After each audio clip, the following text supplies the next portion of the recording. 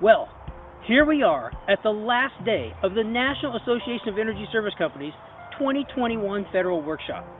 As we have had first-rate presentations all week, today will be no exception. We have some fantastic participants today. First up, our moderator, Jim Schafer of Nenni and Associates, is becoming quite the sensation himself with his Building Efficiency podcast series. He now has 43 interviews with key leaders in the building efficiency industry. Then we have our panelists, Kelly Speakes-Backman and Paula Glover. I know that Jim will introduce them formally, but these two are great energy leaders that we have with us today. I hope that you were able to join us yesterday where we had civilian agency leadership tell us about their energy savings performance contract plans. As with our first day with the Department of Defense energy leaders, resiliency continues to be a major driver of thinking. The evolution of the efficiency industry is so fascinating. A start by saving energy in dollars, then a shift where better efficiency also meant better indoor environment from lighting to air quality, and now efficiency improvement goes hand in hand with resiliency improvement. What a great industry to be working in today. By now, you know me. I am Timothy Unruh, the Executive Director of the National Association of Energy Service Companies. I want to welcome you to our last day. As with the prior days, at the end of today's session, we will have a short networking session with some final day questions that will probe your own personal energy stance. Again, we should have some fun with these lighthearted questions. I hope that you will join us. I will post a link in the chat at the end of the session, and you will receive an email with a link as well. I do want to remind you of our next webinars. On March 26th, we will have a members-only federal update with Jeff Genzer, informing us of all things in Washington.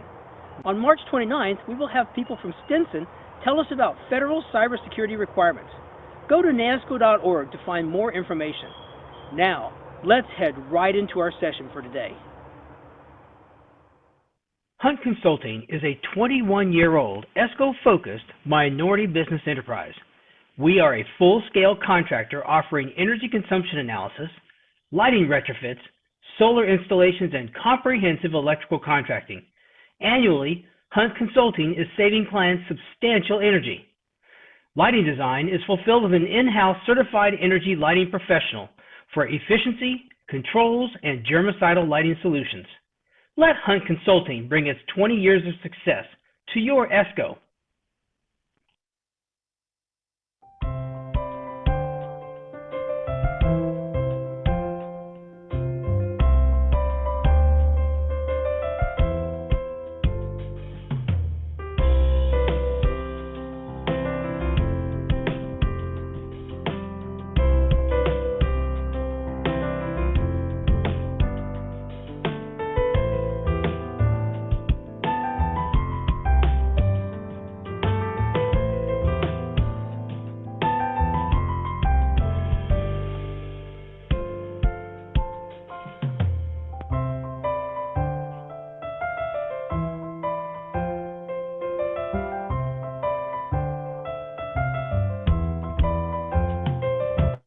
Jim, take it away. All right, everyone, welcome to today's session. And I guess first off, I got to say, Timothy, that was a pretty impressive video series there. As someone who's working on videos myself, I'm really impressed by your skills. And yeah, as you alluded to, we do have two dynamic speakers, really accomplished professionals here in the industry that are going to be speaking with us today. And I wanted to start off and introduce Kelly Speakes-Backman from the U.S. Department of Energy. Kelly is the Principal Deputy Assistant Secretary for the Office of Energy Efficiency and Renewable Energy and Acting Assistant Secretary at the U.S. Department of Energy. And previously, she was the first CEO of the Energy Storage Association, the national trade organization for the energy storage industry. She spent more than 20 years working in energy and environmental issues in the public, NGO, and private sectors. And in 2019, Ms. Speakes-Backman was honored by the Cleany Awards as Woman of the Year, which I thought was a pretty cool award. So, Kelly, the floor is yours. Thanks, Jim, for the introduction. And yeah, that did feel pretty cool, I have to say, in 2019. This is a really exciting time. Thank you for having me on today. It's such an exciting time for renewable energy and energy efficiency. As you know, Secretary Granholm was recently sworn in, and we couldn't be more thrilled to have her leading our energy agenda. She has a really just such a ton of great things in store for EERE in particular. President Biden's clean energy plan, as you all know by now, has really laid out a framework to address the climate crisis and to put America on an irreversible path to achieve a carbon-free electricity sector by 2035 and a 100% clean energy economy with net zero emissions not later than 2050. That is really our North Star, and our vision at EERE is to drive the research, the development, and I will underscore the demonstration and the deployment of innovative technologies, systems, and practices that are going to, number one, transition Americans to that clean energy economy, not later than 2050, and number two, ensure that the clean energy economy benefits all Americans. This transition is going to create millions of good-paying middle-class jobs, and it's going to ensure clean, affordable, and reliable energy options for Americans. We have a lot of work to do, and we can't do it alone. So the Biden administration is committed to expanding its strategic collaboration and working closely with our federal and our non-federal partners. To execute our energy goals, EERE is going to need to coordinate closely with the state agencies, with national labs, other DOE offices, other federal agencies, but also the state commissions and the tribal and local governments, as well as industry and non-governmental partners. I'm really excited to be here today to share our programmatic, our diversity and inclusion, and our environmental justice priorities, just to kind of start the conversation on how we can cooperate to achieve our shared energy, climate, equity, and economic goals. So of our programmatic priorities, we're conducting research and analysis to establish viable pathways to achieve this carbon-free emissions by 2035 and the 100% economy by 2050. We've identified sort of 5 paths or 5 programmatic priorities across our office's 3 sectors: the efficiency sector, of course, the renewable power sector, and the sustainable transportation sector, that's going to guide the research and development, funding and programs, the policies that we need as we transition to this clean energy economy. So those 5 programmatic priorities include grid modernization and integration, decarbonizing transportation, decarbonizing energy-intense industries, reducing the carbon footprint of buildings, and enabling a net zero agriculture sector. I'm going to go into a little more detail now about each of these priorities, and then I'll talk to you about some of the principles behind the priorities that we've laid out. The first priority is to focus on grid analysis, modernization, and integration. So in order to transition to this carbon-free electricity sector, we're going to have to address the issues facing our grid today, and how do we move that toward in a reliable, responsible, and resilient way. So that means modernization of our grid infrastructure. It means examining the potential of energy storage. It's integration of the renewables as we see them coming on the grid. It's working with issues of cybersecurity, and of course, the opportunities of distributed energy resource deployment. We're going to be working closely with the Department's Office of Electricity to develop a coordinated program of grid analysis and technical assistance. It's going to target high-impact data and decision support for system planners, regulators, and policymakers to accelerate decarbonization of generation and electrification, all while safeguarding the reliability and resilience with emerging technologies like grid energy storage. We're going to also work with the demand side of grid modernization by advancing large-scale efforts to integrate technologies for grid-efficient buildings, for EVs, efficient domestic manufacturing, renewable energy resources, and distributed energy storage. The advanced, sorry if you guys saw my dog in the background there, but wanted to talk to you a little bit about ARES, which I know that Tim is very familiar with. The Advanced Research on Integrated Energy Systems, or ARES platform at NREL, is going to play a big role in understanding the impacts of new technologies on the grid. The ARES platform basically simulates the power system and allows us to understand the effects of adding all of this new grid infrastructure, all of the different resources that we have, and how to manage through that. As you may have guessed, energy storage is going to continue to be a significant focus for DOE. Back in December, I saw it from the outside, from the Energy Storage Association, and I can tell you we were just over the moon excited. But in December, DOE, and I can now say we, published the Energy Storage Grand Challenge Roadmap. This is the department's first comprehensive energy storage strategy that was focused on 5 pillars: technology, manufacturing and supply chain, tech transfer, policy evaluation, and workforce development. So through this grand challenge, we committed to a holistic approach, coordinating across a bunch of different offices in the department. So that was EERE, of course, Office of Electricity, Office of Tech Transfer, Office of Science, to really develop how to domestically manufacture energy storage technologies to meet the U.S.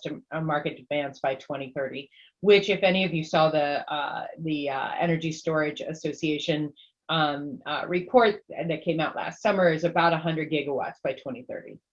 So regarding targeted costs for DOE, we're working toward 5 cents a kilowatt hour levelized cost for long duration grid storage by 2030. It's a 90% reduction from 2020, by the way.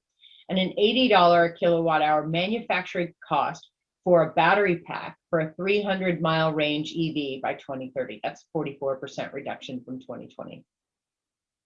Second priority is decarbonizing transportation. We're looking at all modes, by the way, not just the EV and not just the light duty vehicles. We're looking at air, sea, rail, and road. Our team is working towards setting some ambitious goals for each of these modes. But with sustainable EVs in particular, we're going to need to build out that EV infrastructure. And we want to support the president's vision to deploy 500,000 new public charging points by 2030. To do this, we're going to need to address technical and cross-industry coordination needs for a national EV charging infrastructure that's going to align with a move to a high renewables grid. And this plan has to focus on the communities that are also not being currently served by private investments. We need to make them more affordable in the EV space by reducing the cost of EV batteries. In fiscal year 21, we aim to achieve a battery pack cost of $140 a kilowatt hour, as well as an $8 a kilowatt electric drive system without using heavy rare earth metals. We're also working to improve lithium-ion battery technology and to develop next generation materials and technologies to leapfrog what's currently being used. Priority number 3 is to decarbonize energy-intense, high greenhouse gas industries. We're going to be developing specific roadmaps to guide this research and development across the department and the labs to phase out net greenhouse gas emissions. Our Advanced Manufacturing Office and Buildings Technologies Office has already done a lot of work in this already. Earlier this week, Senator Granholm announced that our Advanced Manufacturing Office will provide a funding opportunity for up to $52.5 million for EERE's Industrial Assessment Center.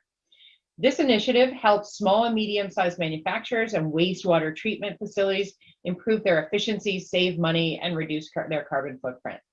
By engaging undergraduate and grad students at universities that get these grants to provide the free assessment to these small and medium businesses, our investment is also preparing a future clean energy workforce to meet the growing urgency of the climate crisis, all while supporting today's manufacturers and keeping the wastewater treatment plants facilities with recommendations that help keep businesses efficient and resilient and competitive and all the things they need, especially in a highly competitive world with an economic downturn. EERE is also going to be continuing our important programs like Better Buildings Initiative, where DOE works with partners to meet energy and water and waste reduction goals. As of last fall, the Better Building Initiative partnership had cumulatively saved more than $8 billion in energy costs and 1.7 quadrillion BTUs. The fourth priority we have is to reduce the carbon footprint of buildings. You all know all of the stats. I don't need to repeat to you about the 125 million residential and commercial buildings that out of those, about 40%, they take up about 40% of the nation's energy, 75% of the electricity, and an even greater share of the peak load, which collectively accounts for 35% of US carbon emissions. Buildings waste about 30% of the energy they consume. You all know this as well as anyone else, and we're trying to do better. We're engaged in a number of efforts to change this, including 2 broad initiatives: the Grid Interactive Efficient Buildings and advanced building construction. That both of these efforts leverage DOE's R&D capabilities to increase the technical readiness of America's buildings. The Advanced Building Construction Initiative, it modernizes and streamlines how buildings are being built and retrofitted so they can integrate the best energy savings technologies faster, more effectively, and more affordably than before.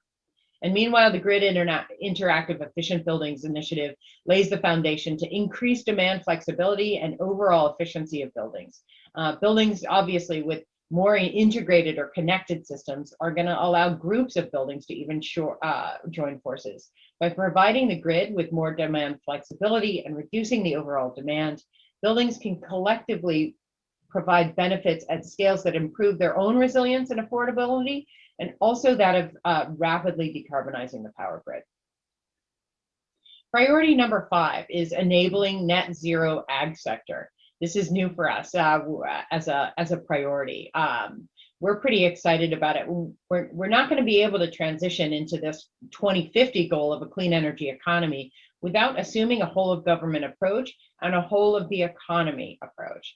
And so the agriculture and the energy industries, as they overlap, our work to improve these industries must also overlap. We have an existing MOU with the US Department of Agriculture to promote rural energy and collaborate to fund pilot and demonstration technologies that advance decarbonization of the agriculture sector, including bioenergy and water innovations, but we have to do a lot more. And so we're working on building those plans out. So those are our 5 priorities, really: grid interaction and grid modernization, as well as decarbonization of those 4 sectors. And to accomplish these 5 programmatic priorities, we are determined to advance diversity, equity, and inclusion in STEM and throughout the entire clean energy workforce. As you know all too well, how the pandemic has destroyed millions of American jobs, including hundreds of thousands in the clean energy industry. As President Biden says, this climate plan has to also be a jobs plan.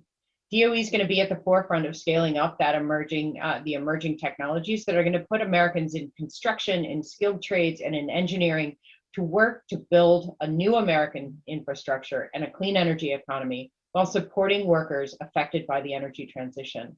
We're going to increase our outreach and raise awareness of clean energy research and job opportunities at minority-serving institutions and minority professional organizations.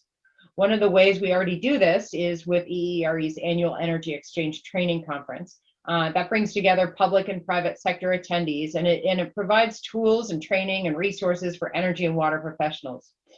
We're also committed to working with training opportunities and collegiate competitions to prepare the clean energy workforce.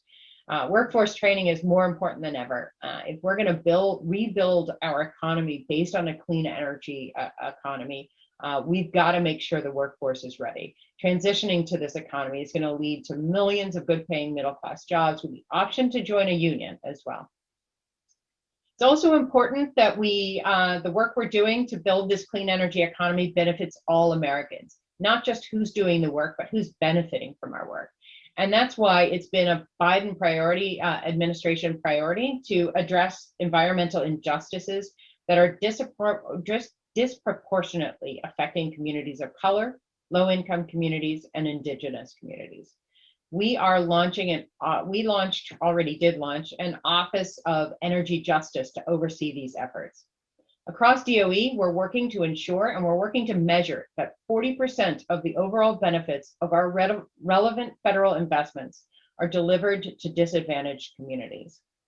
We will consider the environmental justice and equity impacts in the development and execution of all of our projects, as well as the broader transition to a clean energy economy. So again, this means not just whom we're funding, who we're putting our money out to, but to whom these benefits will inure.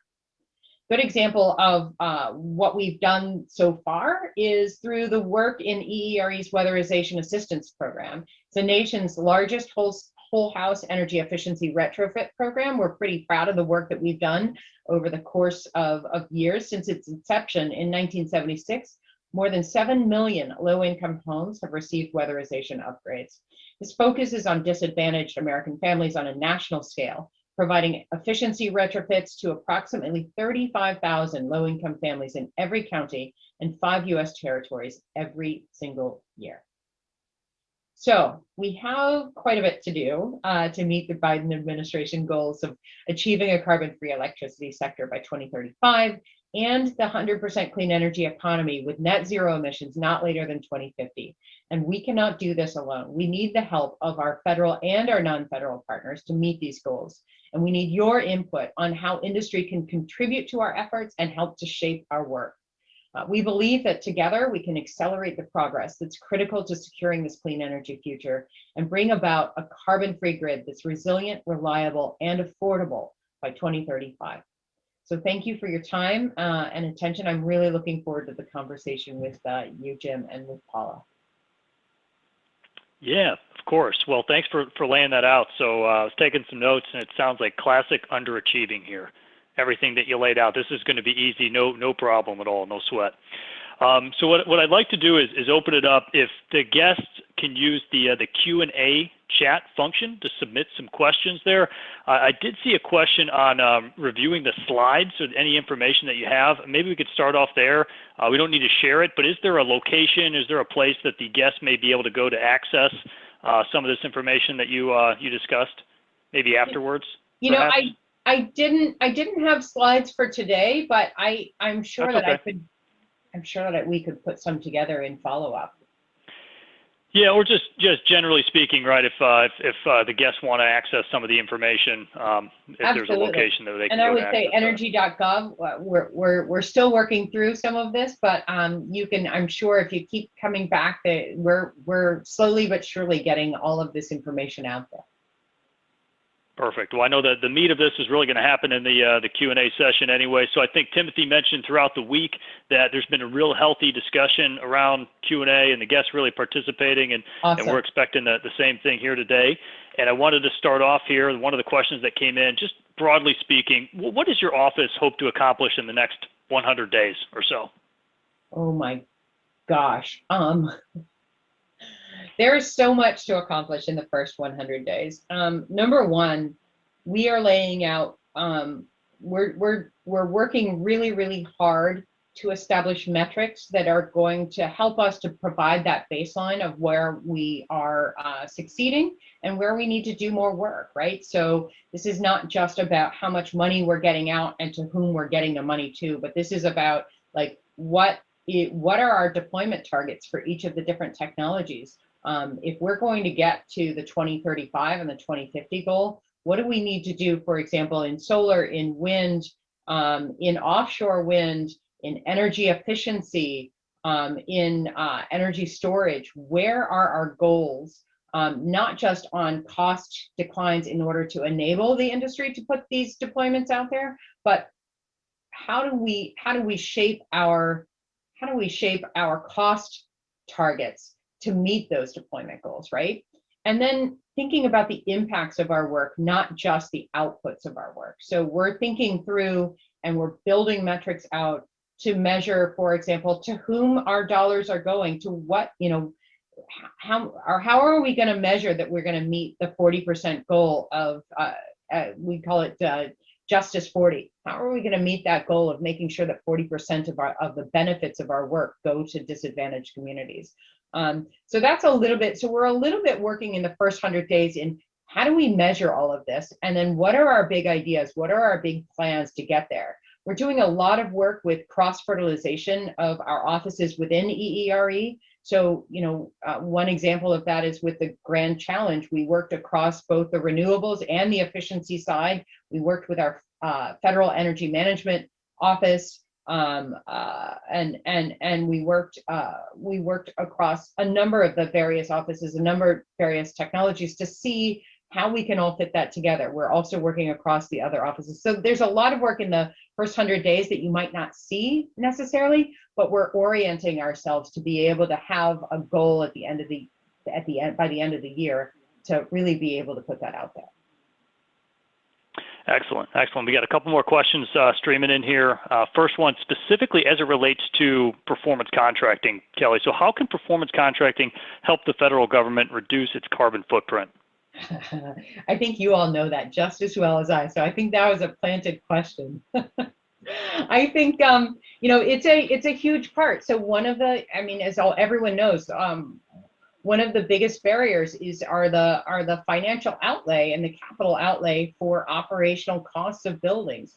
We are working within our agency and across other federal agencies to see how FEMP can really ramp up our work to be able to help not just with the analysis of what is financially affordable for these organizations, but how can we help structure packages, and how can we work with industry to help structure packages that are going to make this work for the government and for the American people. So it's a big role. The financing side of this is a big role. Got it. So we wanted to do, just real quick, we're going to pivot over to Paula, and then we're going to open back up to more broad Q&A. So what I wanted to do here was introduce Paula Glover, and same thing, I don't want to shortchange her accomplishments, but I'm just going to review a brief overview of her background. So Paula is with the Alliance to Save Energy.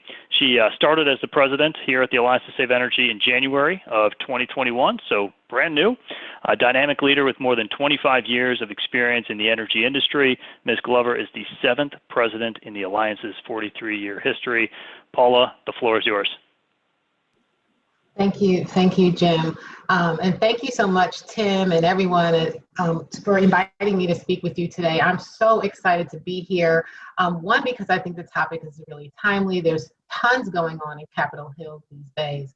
But secondly, I get to share the stage with someone who I think is pretty phenomenal and someone that I admire, Kelly Speakes-Backman. So it's a twofer for me, and I'm really just pleased that I get to share some of my thoughts. Briefly, I just want to share a little bit about who we are at the Alliance in case you don't know who we are. We are more than 40 years old, based in DC. We're an organization that advocates for federal energy efficiency policy. We are a coalition made up of business, government, environmental organizations, and consumer advocacy groups who believe in efficiency-first approach to the challenges facing our energy system. That includes climate change, energy affordability, and creating great job opportunities. I started at the Alliance, as you just heard, just in January. So I'm really looking forward to meeting more of you and hopefully being able to collaborate with you on our work. So you all are here to gain some insight about what's happening in Washington and to learn about which policies are out there and what can have most impact on the issues that you care about. But before I start with that, I want to just share a little bit with you about my why I think efficiency matters, why I think we all should be interested in efficiency, and to hear what's next for it. Because I think the more that we understand the why, the more, quite frankly, that we communicate the why in our messaging, the better off we will be. I started my career 30 years ago taking payments for a utility company, a gas utility company, and having customers come in to pay their bill. And in that experience, I often tell people that was the best job I've ever had. It certainly was the most informative job I've ever had. And I think being able to meet with customers and really get to hear their stories, excuse me, and learn how difficult things are at times was a blessing in that it prepared me not only for my work, but it gave me a real bird's eye view as to what people and individuals are experiencing every single day. I can recall one particular customer who was about my age, maybe 23, 24, who had 3 small children. She lived in poverty and had a bill that, quite frankly, there was no way she was ever going to pay. And I think of that customer often, particularly as we talk about energy efficiency and these issues. She's my reminder that there is a person that we are helping in the work that we do. There are people, there are small businesses, but she is my why. And so I wanted to just start with that because this work that we're doing in energy efficiency, we're just not doing it just because. We are trying to effectuate change and improve the quality of life for so many people. And so it's important just to kind of remember that. The other piece, though, is that, you need to have a visual when we talk about energy efficiency, because quite frankly, our industry, we're not a visual topic. We're not solar where people would see panels. We're not wind where people would see the wind turbine. We're talking about energy that you don't use, emissions not emitted, and numbers, money that you're not paying on your bill. But all of those negatives do add up to something that's really positive. High impact solutions that we can have in the energy sphere today. And so I'm really passionate about these policies because I believe that they can have significant impact in communities across the country. I'm going to start by giving you the lay of the land from the Alliance's perspective of what's going on the federal level around energy efficiency. As is often the case with a new administration and a new Congress, there's lots of excitement and activity in Washington, and I think there's a real opportunity to get some things done. So far, all eyes have been on the COVID response bill and passing the administration's relief package, and I'm sure many of you, as I got the ping on my phone that told us that President Biden had signed this bill, and so it is on to the next thing. We should be expecting the focus is going to turn quickly onto infrastructure and clean energy policy. And in fact, we already got a taste of that last week when House Democrats rolled out a big climate package that included a number of ambitious efficiency provisions, including Open Back Better bill that we've worked on so closely with NAESCO and NAESCO and others. We're expecting that House package will be one of many, including one from the administration in the coming weeks. And those proposals will put real momentum behind clean energy legislation, whether it's done as more of a bipartisan package or as a second reconciliation package that Democrats can pass with a simple majority. The focus is going to be building back better. And it's clear that the number one thing on everyone's mind is creating jobs and economic activity to help get folks back on their feet, and that there's broad support for doing that while also placing down a down payment on improving our infrastructure and addressing climate change.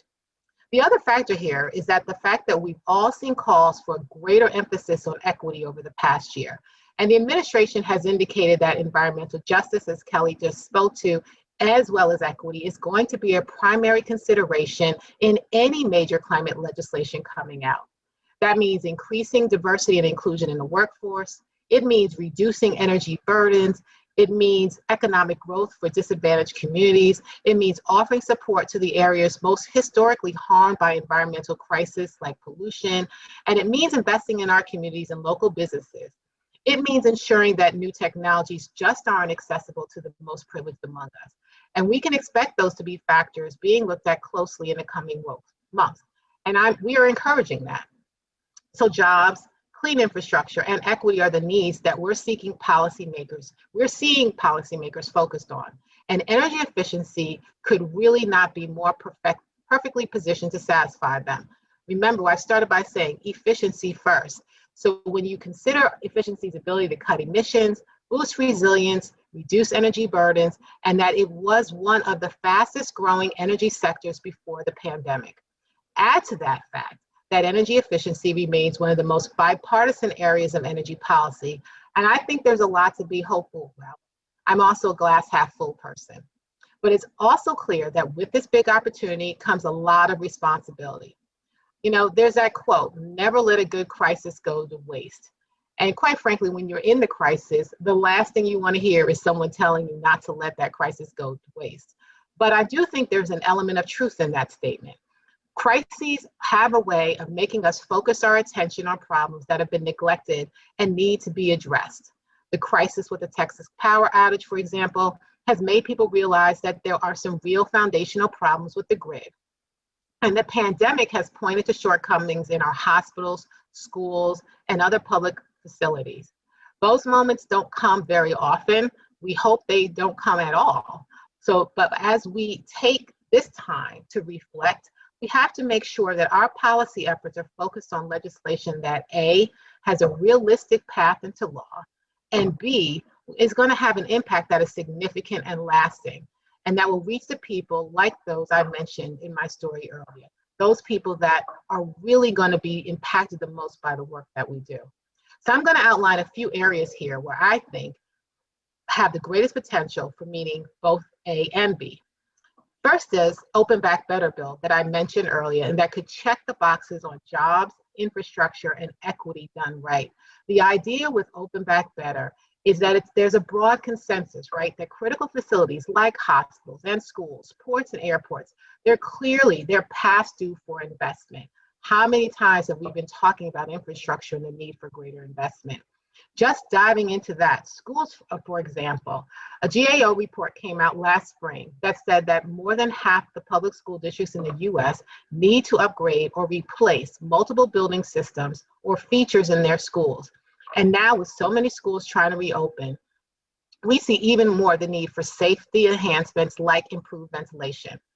Open Back Better, this proposal would fulfill that very obvious need for investment by delivering billions of dollars in federal funding to retrofit public facilities to make them more resilient, while also allowing this investment to go even further through making efficiency upgrades at the same time. Of course, as you all know, the federal funding would be matched with performance contracting and other financing to leverage almost $100 billion in private investment. It's really a matter of saying, hey, we know these critical facilities need our investment. Let's do it right the first time through a mix of public and private funding that prioritizes energy efficiency first in retrofits to lock in decades of cost and emission savings. And it specifically calls for 40% of the projects to take place in the communities that are hurting the most. As Kelly alluded to, understanding how we utilize that 40% spend is a big deal. And we at the Alliance are excited about working with the department and hearing from them as to what the appropriate measures are so that we get it right. Going back to that GAO report, they found that high poverty districts had by far the greatest gaps in funding between required school repairs and the ability to make them. We can reinvest in these disadvantaged communities, allow them to reap the benefits of permanently lower energy bills, and create local jobs in the process. As you may know, Representative Lisa Blunt Rochester and Senator Tina Smith recently reintroduced that bill, and we think it's really well positioned to be included in an infrastructure package. So that's one that we think you should keep your eyes on this spring. Another efficiency policy area where I think we can be really optimistic is about tax incentives. As I mentioned, there's a chance that any big package this year will happen through budget reconciliation, and tax measures are well positioned to pass through that process. Here at the Alliance, we've helped develop bipartisan legislation in the House and Senate to modernize 3 core efficiency tax provisions: the Section 25C tax credit for homeowner improvement, the 179D tax deduction for commercial buildings, and the 45L tax credit for construction of high-efficiency new homes. Taken together, increasing the value of these incentives has the potential to make energy efficiency upgrades more affordable for a lot more families and would better value efficiency in the commercial space. For example, if we created an option where building owners who made deeper energy retrofits got more of a tax deduction back, we would be encouraging builders to think bigger and go beyond the minimum efficiency performance. And the final initiative I'd like to highlight is our small business program, the Main Street Efficiency Act. We've all seen that small businesses have been hit the hardest by the economic fallout of the pandemic. And it's clear there's a lot of bipartisan support for helping them get through this. We've been working on this bill to be introduced in Congress soon that would enable energy efficiency upgrades at little to no cost to small businesses, with an emphasis on reaching disadvantaged communities, which in good times are most likely to struggle to access the capital necessary to make efficiency upgrades. And we know those same communities are hurting even more now. By prioritizing these communities, we're helping to create an equitable economic recovery by freeing up funds that would have been used at a business on energy bills to be used giving employees raises, hiring staff, expanding their operations, reinvesting in their business. This funding could be delivered and would be delivered through utility demand-side management programs to make funds go farther by leveraging existing incentives. Because most energy efficiency businesses are small businesses, we like to say this program is small business supporting small business.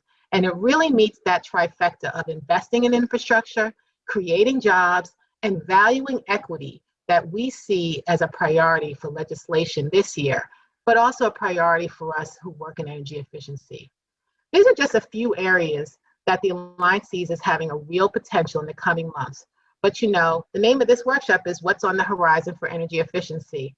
And I think that conversation would not be complete unless we talked a little bit about the changes happening in the industry today and their long-term opportunities. The future of energy efficiency is looking a lot smarter, a lot more dynamic, and a lot more connected.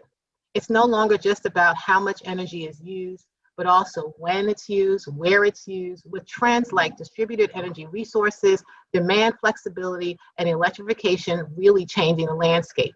We need to consider these new trends in addition to traditional efficiency measures and think about how, across the board, we can optimize the use of energy with something that the Alliance calls active efficiency. The urgency of managing demand better becomes especially clear after severe disruptions. The last few years have seen an acceleration of extreme weather events, many with catastrophic outcomes. As all parties work together to get their systems back online, it's often clear that a more comprehensive application of traditional energy efficiency would have made a huge difference. Just imagine if every home and business were 20% more efficient. That would be 20% less gas, coal, wind, solar, any kind of supply required to keep communities powered on. Efficient homes are also much more comfortable when power goes off. And I think a widespread acknowledgement of these facts is helping a lot more people to see the value of efficiency, and is something that's going to be part of Talks on the Hill.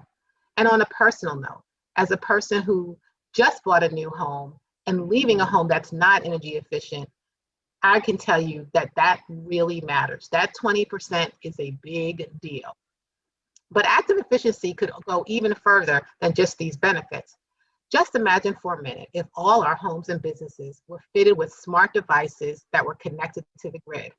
Imagine if we had microgrids at all essential facilities that could disconnect from the grid and operate autonomously when power went down. Imagine if we had pricing structures that work to the benefit of customers and utilities to properly value the supply at that point in time. This isn't just a question of the future, it's starting to happen now. We're already seeing examples where demand flexibility has prevented blackouts, where smarter energy has led to a better customer experience, cost reductions, and lower carbon emissions. These opportunities are the focus of our Active Efficiency Collaborative. Again, thinking outside the box of these traditional energy efficiency silos and using all the strategies at hand to optimize our energy use.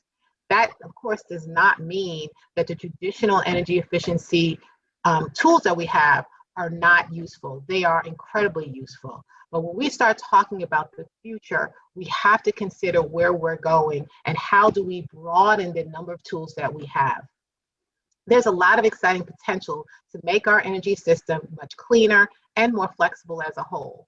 For so long, so many in this sector have assumed that supply-side solutions are the main tool for our energy challenges. What could we achieve once we realize that demand is also a great opportunity? There's been a lot of exciting R&D and pilot initiatives around active efficiency in recent years, but the policy and regulatory structures are lagging. Our Active Efficiency Collaborative is trying to fill that void by researching policy and market steps that we should be taking. And I think it's possible that we could see some action on that front with the congressional packages expected this year. But especially further down the line, we know that active efficiency topics are going to be discussed more and more, and it's critical to be planning for that now. I'm going to highlight some of the equity issues as a reason why. Creating a more equitable energy system is part of the mission statement of active efficiency, but to put it bluntly, that is simply because our energy system today is not equitable. We know that low-income and minority communities feel the impacts of pollution and climate change hardest. They face the highest energy burdens. They're the least represented in our energy workforce.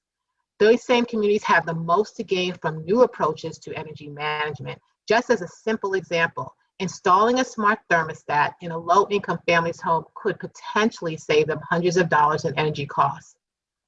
But what perhaps is even more important to consider is what happens if everyone else adopts these technologies and reaps their benefits, but disadvantaged communities are left behind. What happens if all the wealthy neighborhoods are smart, connected, hyper-efficient, and enjoying cleaner air and cheaper energy because of it, but the poorer communities are left shouldering that burden? So when we think about what's next for energy efficiency, I think it's important and essential to be thinking about that scenario and make sure that we're getting proactive and recommending policies and programs in place now to prevent it. Innovation is coming, a transition is coming, but everyone deserves a better energy future. And if we prepare for it, we can harness these opportunities to make it a reality. I know I've touched on a lot, and I want to make sure to leave time for questions. So just want to give you a couple of takeaways. First, there's a lot to be hopeful for in the coming months on energy efficiency legislation. It's a stated priority of the administration, and there are already a lot of existing bills out there that have good chance of being included in a package that's signed into law. Any legislation that does get signed into law is likely going to have to touch on those three priorities of jobs and economic recovery, infrastructure investment, and addressing equity. A lot of energy efficiency legislation meets that criteria, including those policies being worked on by the Alliance and NAESCO. Beyond these immediate priorities, we have to be thinking about the future as energy efficiency gets smarter. The innovation is great, but we need policies not only to accelerate the deployment of active efficiency and ensure these new technologies, we also need to be doing that and ensuring that no community is left behind. And with that, I'm going to wrap up. Thanks for having me, and I'm really looking forward to the discussion. All right. Thanks, Paula. Same thing with you and Kelly. You both got a lot on your plate, a lot to get accomplished here. So I'm sure everyone got a lot out of that. And yeah, I guess at this point, we'll officially turn it over to Q&A. I think I jumped the gun a little bit before. I think there was a lot of eager questions coming in for Kelly, and we got some teed up for Paula as well. So I think maybe we can just kind of go back and forth here between questions for Paula and questions for Kelly. Then I think at some point we even talked about maybe just having a discussion between Paula and Kelly. You guys have some questions set up for each other. So I think that'll be a unique part here. But I wanted to pick up where we left off with Kelly. One of the questions that came in, which departments and resources do you see participating in the rural areas or agricultural programs? Great question.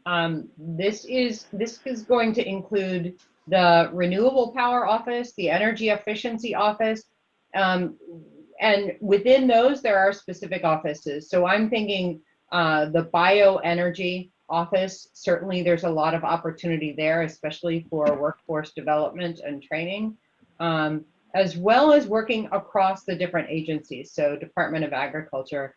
And I mistakenly skipped the Office of Electricity, which is huge, especially when it comes to really kind of pulling the lines out for better reliability and resilience for those at the end of the line in these rural areas. Got it. Okay, the next question here is for Paula. Paula, when you look at the employment surveys for the energy efficiency sector, you see that employers have consistently struggled to find skilled workers. How do we train the next generation of energy efficiency professionals, and how do we ensure that we are recruiting diverse workers? You know, I think the recruitment of getting like the next group of workers into this business, whether it's energy efficiency or quite frankly any sector of the energy economy, we're all kind of seem to be struggling with how do we get more diverse workers. And I would suggest there are a couple things that we can do. One, I think we just have to tell collectively our story and tell our story in a way that resonates with people. We're really good at sharing the facts and the science. We're not as good as making it interesting, and it's incredibly interesting. And so I started with a story because I think when you're able to share why the work is important and meaningful, particularly with this new generation of workers who are coming in, all of a sudden you start to pique interest. And then I would say when you start thinking about how do we diversify our workforce and get a diverse candidates, we've got to collectively do better at where we recruit. We have to be strategic about it. I really appreciated something that Kelly said, which was that she didn't only say minority serving institutions, which is a big part of it, but she also talked about what are all the other professional organizations out there who focus and have minority professionals. And that might be the National Association of Minority Engineers. It could be, there's an association of Black chemical engineers and chemists. There's the Black MBAs. There are lots of organizations that represent Black and brown communities and professionals that we need to be tapping into. Those are broad networks that we could be sharing our story, sharing what we have, our offerings are, and allowing them and asking them to help us to do the recruiting. Can I just interrupt for a second and go off script? Yes, please. Can I just tell you how yeah. excited I am that Paula is here and she shared her why? I wrote a note down, like that's just so inspiring and so exciting. And yes, there are so many more, so many professional associations that need to be, there's a lot of work that's already been done for years and we just haven't been listening hard enough. Yeah. And I think we need to pick up where their work is starting and help them and help ourselves to expand the prioritization of this work. And Paula, I'm just beyond excited to be here on this screen with you and for you having shared your why. I'm going to do that going forward. So thank you. Sorry, I went off script. You can go back. No, I love it. And this topic on diversity in the workforce, it's something that is especially relevant and germane to my profession here on the recruiting side of the desk. The clients that we work with, that is a constant request on our end. So anything we could do to fill the pipeline and add some diversity to our industry, I think everyone here participating will appreciate and benefit from that. So Kelly, similar question. You know, when you look at the programs that you're rolling out within your office, how do you see these programs helping the clean energy workforce, right? Maybe from a diversity standpoint, but also just overall benefiting from a jobs and workforce standpoint. Yeah, I mean, well, we're shifting our focus to not only include the early research and development that's been especially focused on in the last few years, but really the demonstration and the deployment. The deployment being really an effort that we're trying to be more direct upon, not that we're going to go out and be putting, you know, wind turbines on the water, but whatever we can do to help make that happen and to be able to help track how the impacts of our different actions are impacting the workforce. I'll tell you the IAC, I mentioned it earlier in my opening presentation, the Industrial Assessment Centers. That is a perfect example of how we help small and medium businesses, preferably in areas of disadvantaged communities, right? So we help these businesses by bringing students, and we train students how to do these assessments, and they go into these small and medium businesses. So now we've got workforce training and we've got helping businesses to be more efficient in their work or in their processes. So that's just one example. We want to do a lot more of that. That's been going on for quite a few years, but we want to do a lot more of that. We want to expand that beyond just the efficiency into whole building support. And how can we make buildings, as Paula was mentioning, how can we support the efforts of active efficiency? Excellent. No, super relevant there. And going back to Paula, what can everyone participating here on this webinar, you know, what can they do to really help the cause to build support for the overall energy efficiency policy? So this is going, you know, this is going to sound like it's just a one-off, but it's not, right? It's not. We all have something we can do in terms of effectuating policy, really by just getting involved. Sometimes our cynicism lets us kind of off the hook, and we think they're just going to do whatever they're going to do, and there's no need. Why should I waste my time calling my legislator? Why should I waste my time writing a letter? I would encourage you, no matter what the issue is, to do that. I can tell you from personal experience, when I was a registered lobbyist, how many times I was running around on a hill because someone had called their legislator about an issue, and that person then responded as appropriate to their constituent by putting together a bill.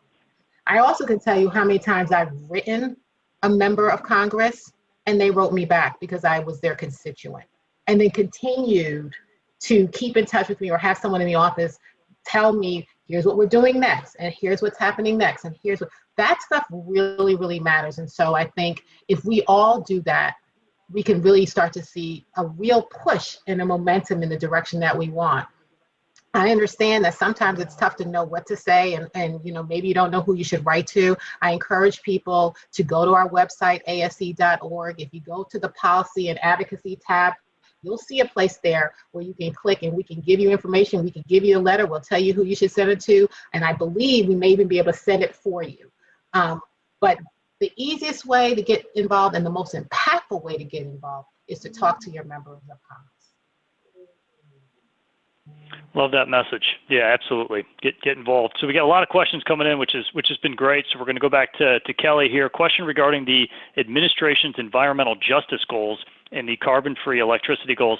Is EERE working with states and utilities to sustain, expand, and or create community solar/community distributed generation?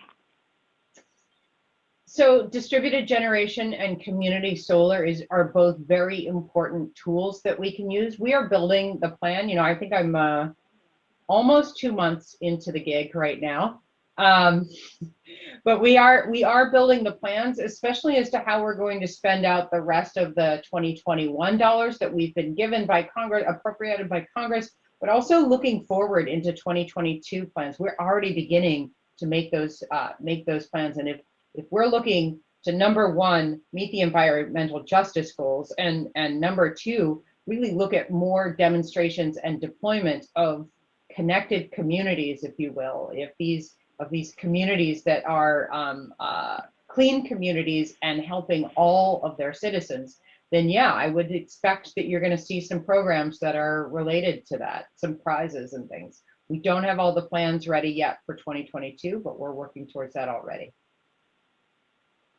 Excellent, excellent. So here's a question for both of you, and maybe I'll just have Paula lead off here. So with the ambitious goals for 2035 and 2050, 14 years and 28 years respectively, how are we disseminating this information from grade schools through universities to positively affect grassroots efforts and overall education and training? That's a great question. I think it's going to make both of you guys think. Yeah, that's a big one.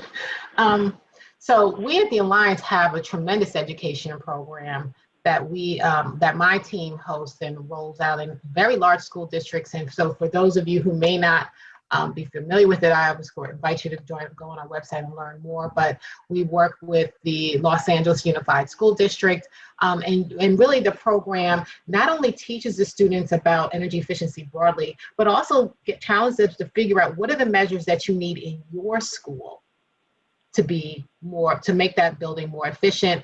There's poster contests, there's all kinds of things that the students come back. And so it's a very much of an interactive experience that our educational program. And I'm particularly proud because this team, where these programs were done face-to-face, they pivoted very easily. And so everything is virtual. It gives us the ability to do more, to work with more students and work with more schools. We're always looking for opportunities. Because I think, and those of in the audience, people who, if you have children, when you talk with kids about this stuff and they get excited, they are the first person to come home and then tell you, Mom and Dad, what you're doing wrong and how you're wasting this and that. I have a 23-year-old son who still this day no longer lives with me and is constantly aggravated by a light on when there's no one in that room. And he will come, and it doesn't have to be his house. He will come to your house, Jim, and if he sees that you have a light on, it will kill him not to tell you, why are you wasting electricity? And he will certainly turn it off. But that wasn't a result of something I said to him. That was a result of somebody saying something to him in the school when he was maybe 10. And it's carried on all these years. And so I think working with kids and the way that we message with our students is such a huge opportunity, not only to teach them, to make them more interested in our business, but quite frankly, just to drive this narrative and this messaging that's so important to us. Paula, well, I better make sure that I put some motion sensors in my house then. You might want to. I have to say, I wish my kids were, I mean, they're really excited about it. They're way into, both my husband and I are into energy, in the energy field. So they're very aware, but all I have to tell you, like, I went in all excited. I was working in solar earlier in my career, and I was so excited to like get the kids all excited about, making electricity from the sun. And I followed a fireman, and that's so not cool for kindergartners. Like, it was such a dud for me. But yeah, getting the kids, like, I have friends who are educators, and I love to, like, that's kind of how I personally give back. I go out and talk to kids at that educational level, like give them stories, help them understand, where their electricity is coming from in a first grade, a third grade, sixth grade, now an 11th grade level for my kids. But For DOE broader, we have a number of initiatives and prizes and challenges across different technologies. Maria Vargas does some really, at DOE, the Better Buildings Challenge has done quite a few really exciting videos and challenges and prizes. We have the Solar Decathlon, which engages college kids to really bring solar to life, and that happens once a year. That's really exciting. There's the collegiate wind competition. Now we have a water competition. So getting kids involved at all levels is a really important thing, and I think we're beginning to see the benefits of this. I mean, it's kind of cool to go into renewable energy, not just for folks of my age, but for people just coming out of school, for grad students. We're getting more and more young folks that are actually not thinking, and older generations job to work in energy. Now it's kind of fun. People are beginning to see it. Yeah. So it's cool. It's cool to be in energy. Jim, That's what I'm going to say anyway. No, it is. I think it's cool.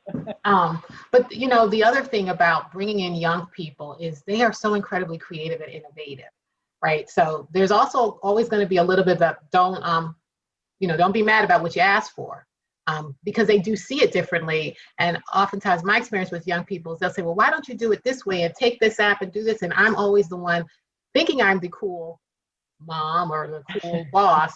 And I'll be like, can that really do that? Does it really work that way? And they're like, oh, yes. And then they figure out. So I also think young people have the ability to make us all think about this work differently, and our outreach, our methodologies, our tactics. And so we have to be open to that, right? As we're inviting them in, also know that they're not necessarily going to do it the way that we want them to do it, but they will likely come up with a solution that may be better in the long run. And we just have to help them see that through. And Paula, I think that's the difference in the value in diversity as a whole in the broader sense, right? So you bring different voices and different ideas and different experiences to the table, and you get a new way of looking at this that could be better than what you've been doing in the past. And that's kind of why we think diversity is so important, to make sure that we're getting to the end goal all the faster, because somebody's got a new idea that we haven't heard before because we haven't exposed ourselves to those people. Yeah. And that could be by culture, by experience, by generation, what have you. And so it's really important that we manage diversity. Absolutely. All right, so that was a real broad question, big picture question. Now I want to contrast the next question with something that's really narrow. So this one came in talking about the ESPC contract vehicle specifically. So there's been 16 notices of opportunities issued on the DOE's ESPC contract vehicle since 2018. There were an average of 16 released each year between 2014 to 2017. The use of the Army's ESPC contract vehicle has fallen off even more steeply, with only 9 RFPs released since 2018. How can the DOE and the administration most effectively generate renewed activity in the federal performance contracting market to reduce federal energy consumption and emission reductions while enhancing the resiliency of federal facilities and military installation? So really dialed in question there. Yeah, it is. So the program of performance contracting across the federal government, it's been about, I may be off a little bit, but something along the lines in the last 5 years, about $1 billion investment for all of the contracts types combined, and including up to and including last year. So it's not been nothing, but it has been slowed down. And so we are looking at all of the different financial instruments that we can, that within our authorization, that we can enable and that we can help support. Jigar Shah just came in as executive director of the Loan Program Office. We're trying to figure out across all of our programs, how can we best enable deployment with the financial instruments that are within our authorization? And if they're not within our authorization, what do we need to do to change that from policy? We're just examining that area. But it is absolutely true that performance contract is going to be a big part of it. And it hasn't not existed the last year. So I don't want to don't want to give I don't want to give that impression that it hasn't been done at all, but yes, things have slowed down in the last couple of years, and we need to bring some of that back. All right. Going to Paula for this one. The Alliance to Save Energy has active efficiency and the DOE has GEBs. How can we get those two initiatives aligned? I guess it's for both of you. I guess you both can weigh in, but. Can you repeat that question? I know you said something about the grid efficient buildings, but what was the first half? Yeah, all right, so this question, it's addressed to Paula. ASE, Alliance to Save Energy, has active efficiency. That's a term that they're utilizing, active efficiency, and the DOE has GEBs. How can we get these two initiatives aligned? Okay, first of all, whoever asked the question must have worked in government before, because that's enough acronyms. Okay. That was literally my response. No, it was awesome. It was awesome. I mean, I think they're very much aligned, right? So what we mean by grid efficient and grid by GEBs is the interactivity of buildings and being able to not only make these buildings be with distributed energy resources and electric vehicles plugged in, and be able to be more efficient on a real-time basis, but also be able to generate electricity and contribute that to the grid. We're working on a lot of research to make sure that we are being able to be interactive in the buildings, so that we can improve not just the building's performance, but the performance of the grid itself. And I think that some of the technologies that Paul is talking about need some support that are newer, really are the ones that would go into these buildings, which is our program, which we are trying to do what we can to make sure that we're demonstrating these technologies and hopefully deploying them.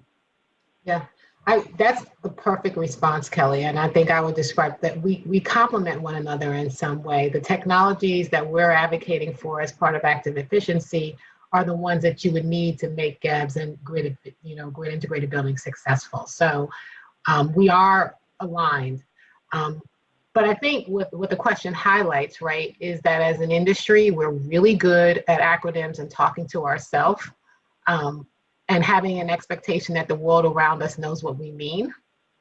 And so we probably still need to focus a little bit more on our messaging so that people really are able to connect those dots and understand that we're not talking about two different things. We're actually talking about one thing that feeds into another thing that feeds into something else to get us to the outcomes that we're looking for.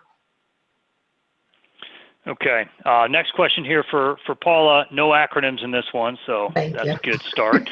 Do you think we will see economy-wide climate change policy, things like a federal clean energy standard or a carbon tax, in the near future? I think that's tricky, and it's really hard to tell. I think, the administration and all of the stakeholders are going to have to decide what it is that they want to do. Do they want to have a price on carbon? Do they want a carbon tax? Do they want a clean energy standard? There are lots of different solutions. They're a little bit different. They seem like they're the same, but they're not. And then I think just the politics around having real strong federal climate policy that would include that is going to be difficult just based on the makeup, particularly if you can't get in a reconciliation and we're not getting rid of the filibuster, right? There are just some political realities that we're operating in right now. But I would say that's not set in stone. It's still March. And we just got over the hurdle on one big bill. And I think over the coming weeks to month, we'll have a better sense of what the appetite is to really dig in on some of these big issues and how do we find resolution. To date, we've heard the president say that he does not support eliminating the filibuster, which means that we've got to come up with solutions that are going to get bipartisan support. Now, at the Alliance, we're a bipartisan coalition, so that's what we're focused on, right? Understanding on both sides of the aisle where people are and how they feel about different solutions, and then kind of coming up with a proposal that's going to get overwhelming support. The other thing I would add as a sidebar is we just saw recently that the U.S. Chamber now has come out saying, they'd be in favor of a price on carbon. And so certainly the message is in a bipartisan way that we have to do something, right? What those tools are, I don't know, but I think what we're starting to see is more and more people, whether they're Democrat or Republican, saying we do have to do something. We just can't like wait this thing out any longer. And I think that's really good news. Okay. All right, next question here is for Kelly. This is going to revisit a topic that we touched on regarding staffing. So, Kelly, one of the challenges that we've heard is the staffing at EERE is very low with reductions that occurred under the previous administration. How do we see that this can be remedied, and how long do you think it will take? Are there any shortcuts that you have available to you? Let me just first start by saying that the folks that stayed through the last administration within the EERE office, and even indeed within Department of Energy, to me are heroes. They continued amazing work. They came to us on day one. I started January 20th, not till 1 o'clock in the afternoon, but I started that day. And by that Friday, I was faced with some really amazing big ideas from the staff that were there. So I do want to say that yes, there has been a reduction of staff, and frankly a little bit of a challenge with folks feeling empowered. And so part of my early work is to work with our staff, the career staff, and make sure that their voices are heard and their ideas are considered in how we get to this goal for 2035 and 2050. In terms of the different ways of hiring, there are a number of different tools that we can use for the hiring process. As the federal government, we want to make sure that we are, of course, being as open as we possibly can, and there are certain rules for certain types of staffing classifications. But I can also tell you that one of the things that I want to do in my hiring process and in our considerations is make sure that we are diversifying our staffing as well as diversifying the folks that are being that are getting benefited. So there are a number of things that we're hard focused on staffing, but you know, some of it's internal and not really going to be, and nobody's going to want to pay attention to it. But yes, we are working on the staffing issue. We probably have about 50 to 100 folks we need to hire right now.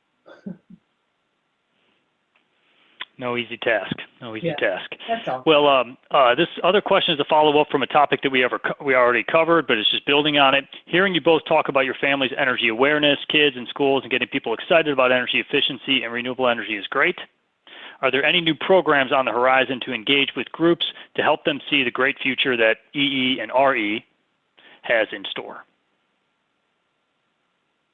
Paula, you want to take that first, or you're on mute? I'm going to let you start, Kelly. Okay. I need to think my response through. Yeah. So we have a lot of really cool things going on, like the challenges that I mentioned for the college level folks. Getting people involved. And we've actually, especially with the solar decathlon and the collegiate wind competition, we've been doing some good press on that. But another thing is being able, as Paula mentioned earlier, communicating the work that we are already doing, I think is an important aspect of what we need to do a little bit differently in DOE right now. Just making sure that people know how we're engaging folks. In terms of grade school kids, there's an entire, let me just say that there's an entire focus that DOE has across the spectrum of US citizens, like making sure that our language is simply like the words that we use are accessible to everyday Americans. I think that's something that we're focused on. In going back to the staffing, we're rebuilding the communications teams so that we can understand how we're impacting them and making sure that we communicate that. So that's for that part. As in terms of education, or I should say the grade school education kids, I think there's a lot of fun stuff that DOE staff do actually even on their own time, like going out to talk to kids at school and things like that. I'm not sure specifically about education of these kids, what we have in store yet. We haven't put any plans in place, but I can tell you in impacting them, you know, the idea of EV bus infrastructure is really interesting to us. And as we're planning for our dollars for 2022, that's something that we're going to be considering. You know, I think that I would add, and I think Kelly's comment about like how we tell our story and the messaging, it's one of those things that we say over and over again, but I say it all the time because it's just so incredibly important. You know, we as an industry can really get mired in this idea that we're not sexy, and so people aren't interested. And I might suggest that what we really want to do is, one, I think on the education side, increase people's energy literacy, which doesn't mean that they have to care about everything that you do, but that they understand how things are connected. You know, the Texas incident is a great example. It's the one time, no, there are 2 times in my entire career where my family was actually called to ask me what's going on because they cared about what was happening in energy. The first time was when we deregulated gas markets in Connecticut in 1990, and then it went to Georgia. The second time was Texas.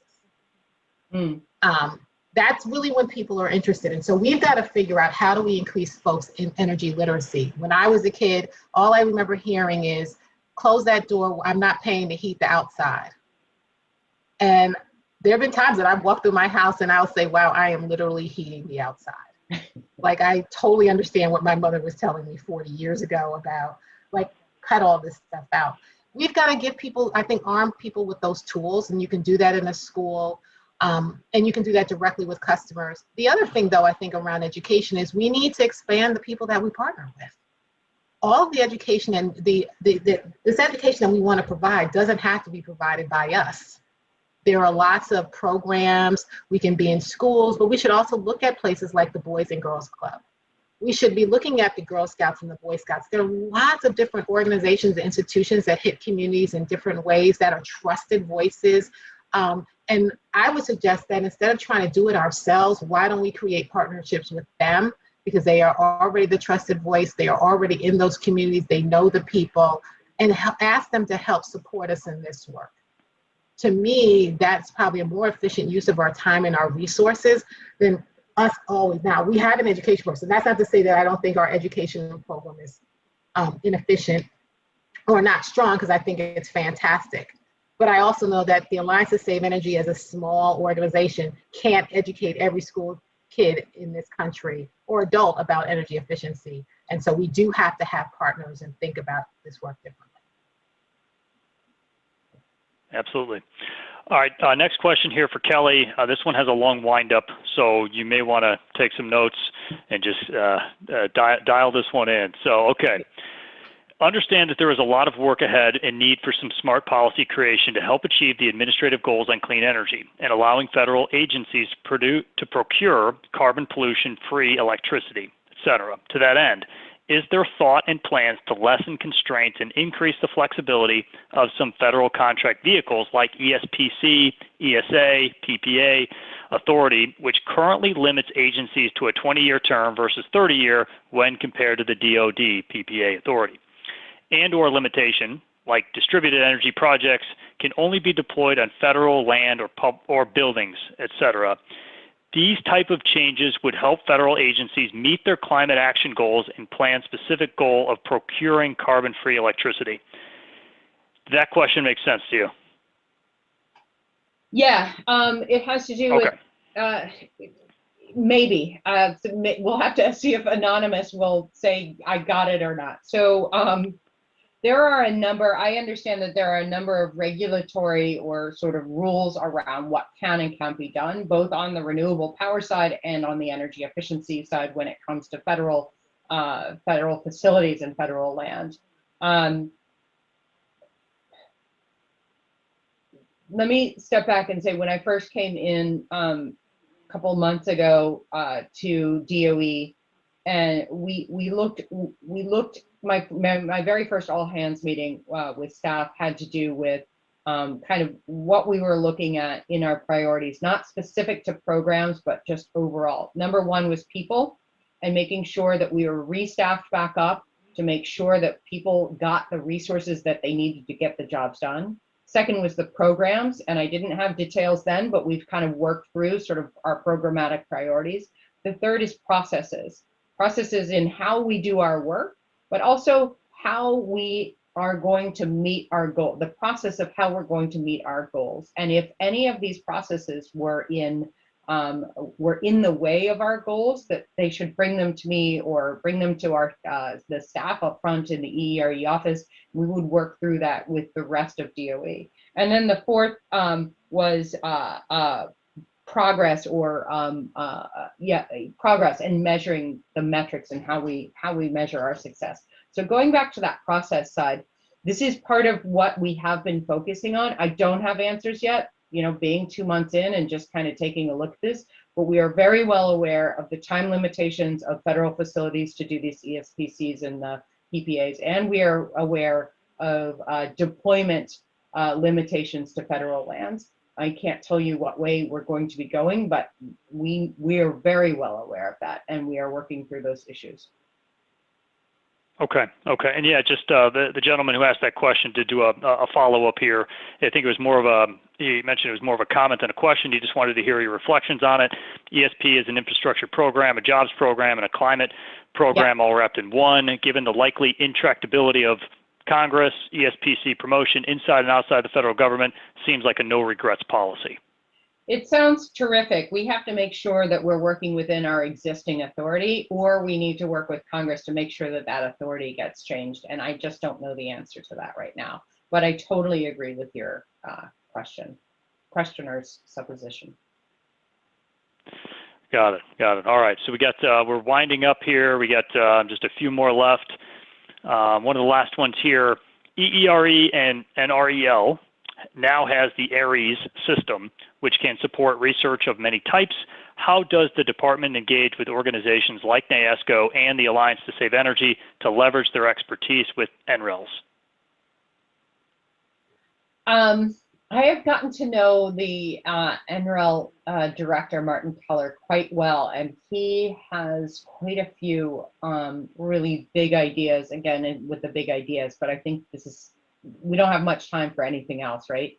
And one of them has to do with how we use the ARES system to help us on the deployment area. And so we are working through sort of what we might put in place for 2022 and planning. Again, I hate to put it all towards 2022, but given that we're beginning that process of figuring out what we want to do with our budget, this is the time for it. And so we're looking at, we're already engaged in regular conversations with NREL as to how their modeling can be applied to more deployment and demonstration. And I've had multiple meetings already with Paula and with folks at NASIO, of course, and NARUC, and I definitely would love to have those open conversations with NAESCO as well as to how that might work. I know there are existing conversations already going on with the staff at the BTO level and at the EE level, but would very much welcome more conversation directly with your leadership there. Okay. So I think we've pretty much cleared the deck on the live questions here. And in preparation of this webinar, I know both Paula and Kelly know each other well, have a great relationship, great rapport. So we wanted to open things up a little bit. I know, Paula, you mentioned you might have some questions to ask Kelly specifically. Did you have those in front of you? Do we still want to go down that path? And maybe I'll turn it over to Tim relative to time. Is this something we still want to dive into here? I think if the panelists are game, we all are. I'm game. All right. I think we have till, is this going till 4 o'clock? We have the open mic till 4:30 or whenever we're finished. Okay, then Okay. let's have a few questions. Let's ask some questions. And you answered most of my questions, but Kelly, as you alluded to, as you guys have been thinking about like what these measures are for equity and the 40% spend, I wondered if you could just give us some of your thoughts on how you guys are thinking about either prioritizing communities or like just that process. And I ask because I want as the Alliance and for us here, like, how do we support you in that work? what should we be thinking about or providing so that, you know, we can help you get to the outcomes you're looking for? Oh, that's awesome. Thank you for the question. So a couple of things that we've started and we've actually implemented already with the Industrial Assessment Center, FOA. You'll see there is not necessarily a change in the programmatic focus of the I said FOA, I should say funding opportunity announcement, but you will see a language in there where we put it up front, we put it in the policy considerations of applicants that we are considering the plans that these applicants are putting in as to what are their diversity plans, what are their plans for impacting disadvantaged communities. So it starts with just telling them we care about this, and if you want this money, you're going to be paying attention to this too, right? So that's one thing we can do. The other thing that we have done is we have begun to develop our metrics. We're not closed in on them yet, but we have begun to measure. You know, we already measure where the dollars go in terms of zip code, even down to zip code. Now let's take a look at what that zip code means in terms of the people that live there, right?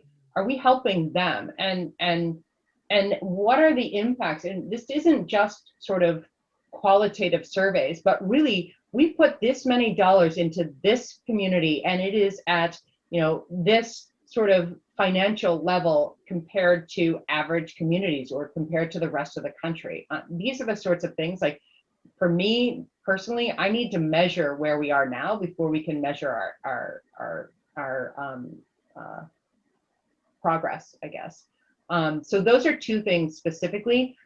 I want to know from anyone that I can ask, is that helpful? What more do we need to do? I know there's a lot more that we need to do, but like, as a start, this is what we're doing. And if you have suggestions, you know my phone number. Yeah.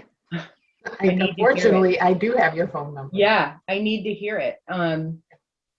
We're doing things differently than we have ever before. And we, of course, want to have total respect for what our authority is and what we are allowed to do. And I want to push the envelope as best I can, especially when it comes to diversity. Yeah, that was my question. Cool. Thanks. This is going to sound so like, okay, I'm not going to say what it's going to sound like. Paula, my big question is, what can we do to help you all and to help the efficiency community? And Jim, I would ask you as well, like and Tim, the NAESCO community, what can we do better? Like I am hearing some questions about specifically the ESPC program. Like, give us suggestions, hard suggestions that we can consider and we can move into our program, because we are really open. So I will say, you know, Kelly, specifically, I don't know that I have a specific thing, but I think being able to have an open line of communication with you and the member of your team to be able to just have a conversation that's not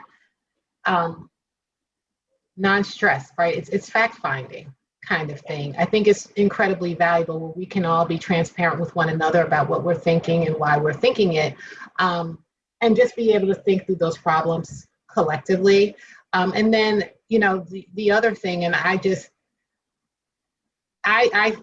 think you agree, right? I feel very strongly that understanding the connectedness of all of this is really important. And so in something like active efficiency, where we're talking about, you know, this connectedness to the grid and grid modernization and all this other stuff, I think when we talk about equity, then I get concerned about, you know, IoT. Do people have access to broadband? And if they don't, then what happens there? And so to the extent that we can have those discussions and you can push back on us and we can share our inputs, I think that's really, really, really helpful. And you've done that already with your team. And so, you know, we're just looking forward to working with you guys to try to figure this out. It's a problem that's going to take a really long time to solve, which means that we just have to do it right the first time and give ourselves the time and space to really think through all these problems and these issues. Yep. But excited to working with you. Me too. Super excited. Well, Tim, I think everyone's going to be eager to hear your insight on this as well. So would you be able to jump in here? Well, sure. I heard being called out by Kelly, so if you know me, I can't sit quiet. You know, Kelly, I know that EERE has a real heavy focus on R&D and research and development, and that's really the thrust of the department. And our members and our association is really about implementation in those programs. One of the things that we found is that public buildings, which is where we primarily work in, federal, state, local buildings, they're often the ones who are eager to try new technologies, new methods to be out there. They want to be able to show their constituents that they're making progress. And so I think how we could help is think about the energy savings performance contract community, the ESCO community, us and others like us, that we would really be eager to work with you on those deployments and those new technologies, those new ideas. And even some of the workforce training and some of the workforce engagement efforts, since we're right there in the workforce right now, we'd love to engage with those things. So I think that's maybe my suggestion of how to think of us and how we could work with you to make things better. That's fantastic. And with our increased focus in this administration on especially the secretary's interest in deployment and demonstration, not demonstration of one technology or another, but demonstration of how this all works together. Yeah. That's the key, and demonstration of how you can finance this stuff better in more efficient ways to get more out there faster. I'd love to continue that conversation, especially since you have such great experience at EERE. I can pick your brain too. Well, you know, after having been there, you know, I recognize that you have all those different departments, and I know I was a part of the problem when I was there, I'm sure as well, is they all have their own focus and their own thrust, and everybody wants to accomplish goals within their own area. And, you know, sometimes the broader picture has an importance. You know, our members have been telling me so much recently, while we've been in the energy efficiency industry for years, almost every member now tells me we have renewable aspects in every project we do now. And so all of a sudden, it's not just an energy efficiency play, it's an energy efficiency and renewable play, and they're one and the same. And interesting, you've got a couple of programs in EERE that cross all your programs. And of course, one was my favorite, FEMP, and the other one is the WIP program. Both of those programs are just so broad and encompassing, and they're both heavy deployment programs. And I'm sure I'm just preaching to the choir now. I'm sure you already know these things. Yeah, I'm learning, Tim. But that's the coolest part about this, right? The DOE of today is, yes, we have our cost goal, our cost targets, and our very specific program targets.